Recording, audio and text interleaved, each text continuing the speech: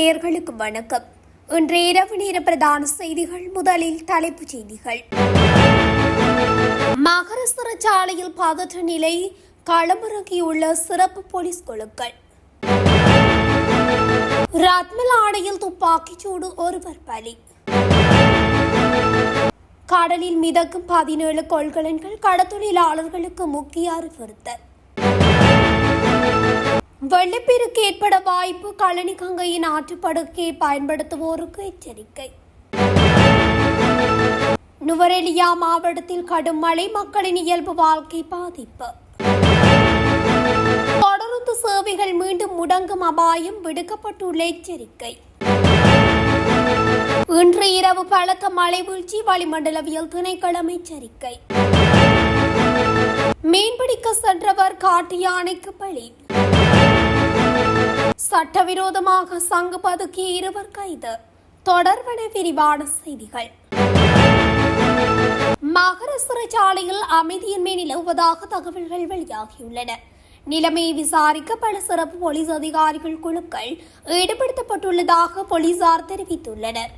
எனினும் அமைதியின்மைக்கான காரணம் மற்றும் அதனால் ஏற்பட்டுள்ள பாதிப்புகள் தொடர்பான மேலதிக தகவல்கள் இதுவரை வெளியாகவில்லை. நிலைமை தொடர்பில் சிறைச்சாலை அதிகாரிகளும் போலீசாரும் தொடர்ந்தும் கண்காணிப்பு நடவடிக்கைகளில் ஈடுபட்டு வருகின்றனர். ரத்மலானி கந்தவள வீதியில் சற்று முன்னர் முதல் இடம்பெற்ற துப்பாக்கிச் சூட்டில் ஒருவர் உயிரிழந்துள்ளார். முச்சக்கர வண்டியொன்றில் பயணித்தவரை இலக்கு வைத்து மோட்டார் சைக்கிளில் பிரவேசித்தவர்களால் இந்த துப்பாக்கிச் சூடு நடத்தப்பட்டுள்ளதாக போலீசார் தெரிவித்துள்ளனர். சம்பவத்தில் காயமடைந்தவர் கழுபோவில போதனா வைத்தியசாலையில் அனுமதிக்கப்பட்ட நிலையில் சிகிச்சை பலனின்றி உயிரிழந்துள்ளார். இந்த விடயம் தொடர்பான மேலதிக விசாரணைகளை போலீசார் மேற்கொண்டு வருகின்றனர். கொழும்பு துறைமுகத்தில் இருந்து மேற்கே சுமார் 17 கடல் மைல் தொலைவில் ஒரு வர்த்தக கப்பலில் இருந்து 17 காலி கொள்கலன்கள் கடலில் விழுந்து மிதந்து கொண்டிருப்பதாக கடத்தொழி மற்றும் நேரியல் வளங்கள் திணைக்களம் அறிவித்துள்ளது. இந்த விபத்து 06 பாகை 54 வடகட்ச ரேகை மற்றும் 079 பாகை 32 கிழக்கு தீர்க்க ரேகைக்கு அருகிலுள்ள கடல் பகுதியில் நிகழ்ந்துள்ளது. மேலும் அந்த அறிக்கையில் தற்போது நிலவும் கடல் நீரோட்டங்கள் காரணமாக பெருவளை முதல் புத்தளம் வரையிலான நீர்கொழும்பு வழியான கடற்பகுதியில் இது தற்காலிக கொள்கலன்கள் நிலத்தை நோக்கி மிதந்து வர அதிக வாய்ப்புள்ளது என்று கூறப்பட்டுள்ளது. எனவே அப்பகுதிகளில் இயங்கும் மற்றும் பயணிக்கும் அனைத்து பலநாள் மற்றும் சிறிய மீன்பிடி படகுகளும் இது தொடர்பாக மிகவும் கவனமாகவும் விழிப்புடனும் இருக்குமாறும் அறிவுறுத்தப்பட்டுள்ளன. மிதந்து கொண்டிருக்கும் இந்த கொள்கலன்களை கண்டால் உடனடியாக கடத்தொழி மற்றும் நீரியல் வளங்கள் திணைக்களத்தின் வானொலி செய்தி மையத்திற்கோ அல்லது அருகிலுள்ள மீன்பிடி துறைமுக அதிகாரிகளுக்கோ தகவல் தெரிவிக்குமாறு கேட்டுக் கொள்ளப்படுகின்றார்கள். தற்போது பெய்து வரும் பலத்த மழை காரணமாக களனி கங்கை ஆற்றுப்படுக்கையின் மேல் மற்றும் மத்திய நீரேந்து பகுதிகளில் அடுத்த 48 மணி நேரத்திற்குள் பல பகுதிகளில் சிறிய அளவிலான வெள்ளப்பெருக்கு ஏற்படக்கூடும் என்று அறிவிக்கப்பட்டுள்ளது. நீர்ப்பாசன திணைக்களத்தின் நீர்வியல் மற்றும் அனர்த்த முகாமைத்துவ பிரிவினால் இன்று காலை 7:30 மணிக்கு வெள்ள அபாய எச்சரிக்கை அறிவித்தல் விடுக்கப்பட்டுள்ளது. இந்த அறிவித்தல் நாளை மறுதினம் காலை 7 மணி வரை செல்லுபடியாகும் என்றும் அதில் தெரிவிக்கப்பட்டுள்ளது. இதற்கமைய திஹியோவிட்ட ருவன்பில்ல மற்றும் சேதாபாக் ஆகிய பிரதேச செயலக பிரிவுகளுக்குட்பட்ட களனி கங்கையின் தாழ்நில பகுதிகளில் இவ்வாறு சிறிய வெள்ள நிலம் ஏற்படக்கூடும் என்று குறிப்பிடப்பட்டுள்ளது. எதிர்காலத்திலும் அதிகளவு மழை பெய்யக்கூடும் என்பதால் ஆற்று நீர்மட்டம் உடனடியாக உயர வாய்ப்புள்ளதாகவும் அறிவிக்கப்பட்டுள்ளது.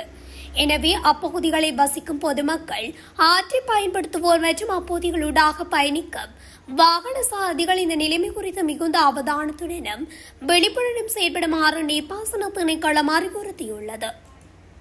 நுவரெலியா மாவட்டத்தில் கடந்த சில நாட்களாக நிலவி வரும் சீரற்ற காலநிலை காரணமாக மாவட்டத்தின் பல பகுதிகளில் தொடர்ச்சியாக கனமழை பெய்து வருகின்றது.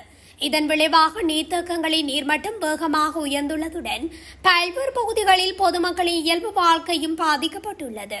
நேற்று இரவு பெய்த தொடர் கனமழையால் விமல சுரேந்திர மற்றும் கெனியோ நீர்த்தேக்கங்களின் நீர்மட்டம் உயர்வடைந்ததை அடுத்து அவற்றின் வான்கதவுகள் திறக்கப்பட்டுள்ளன.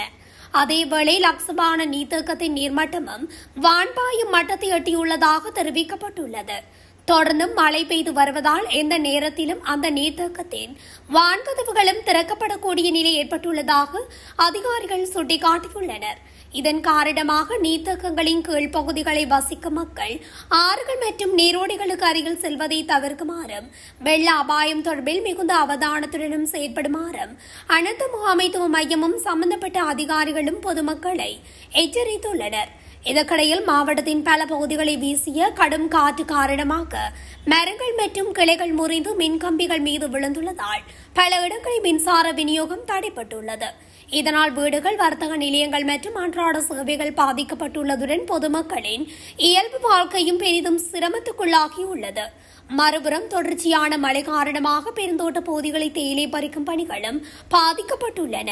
தொழிலாளர்கள் வழமையான முறையில் பணிகளை மேற்கொள்ள முடியாததால் தேயிலை உற்பத்தியில் குறிப்பிடத்தக்க வீழ்ச்சி ஏற்பட்டுள்ளதாக தோட்ட நிர்வாகங்கள் தெரிவிக்கின்றன. இதனால் தோட்ட தொழிலாளர்களின் வருமானமும் பாதிக்கப்படும் அபாயமும் ஏற்பட்டுள்ளது.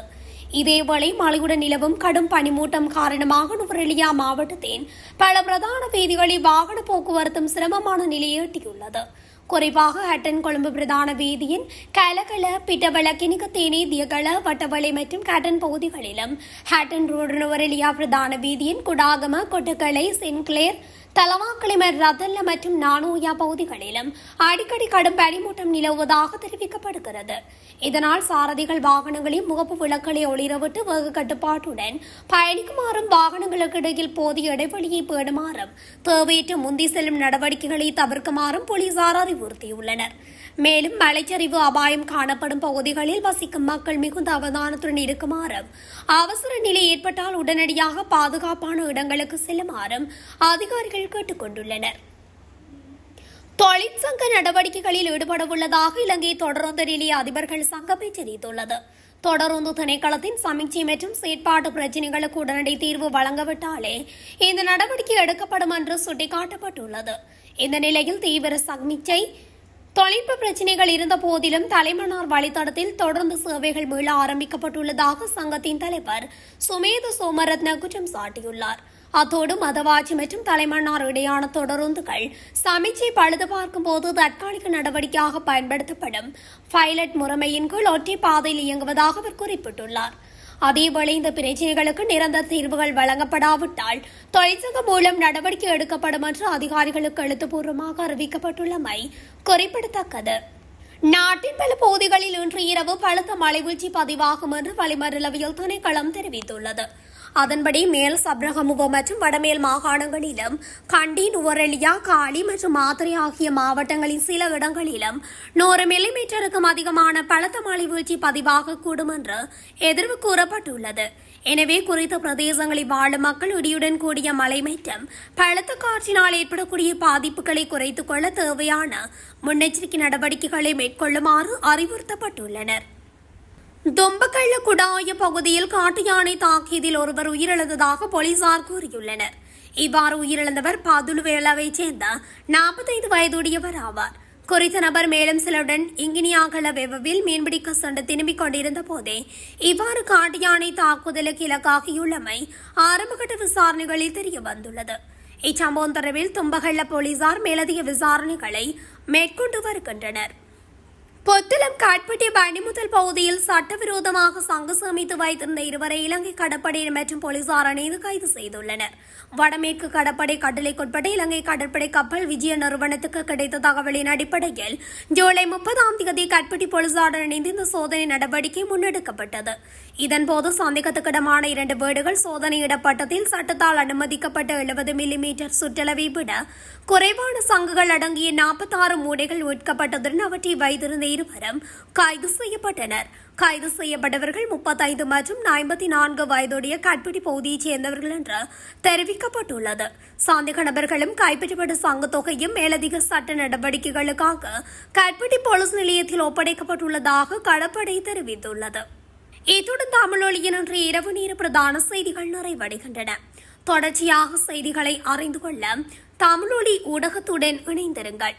நன்றி, வணக்கம். தமிழொலி ஒரே பார்வையில் இன்றைய செய்திகளை உடனுக்குடன் தெரிந்து கொள்ள தமிழொலி யூடியூப் தளத்தை சப்ஸ்கிரைப் செய்து கொள்ளுங்கள். இந்த வீடியோ பிடிச்சிருந்தா லைக் பண்ணுங்க, கமெண்ட் பண்ணுங்க, ஷேர் பண்ணுங்க. மறக்காம கீழே இருக்கிற பெல் ஐகானை கிளிக் பண்ணுங்க.